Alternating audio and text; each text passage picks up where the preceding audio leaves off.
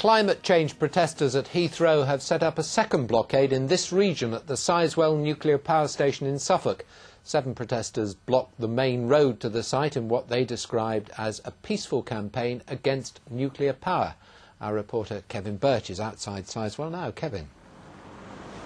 Stuart, as you can see the situation here, and your timing is excellent. The protesters there are just coming out of the main gates here, and as you can see, they're carrying these protective pipes which they've had on their wrists to prevent the locks being cut away, but they've been up there since about 7:30 this morning.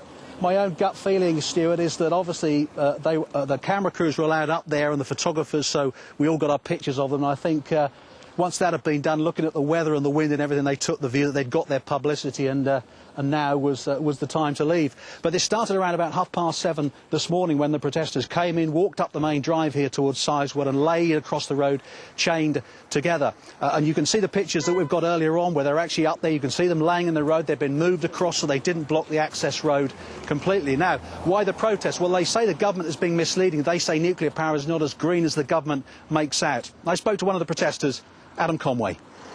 It's adding to the problem of climate change, that's our problem. That's something we have to solve. It's our generation's problem, and we can't solve it by using nuclear power, and we shouldn't anyway be using a technology which just puts new problems onto future generations.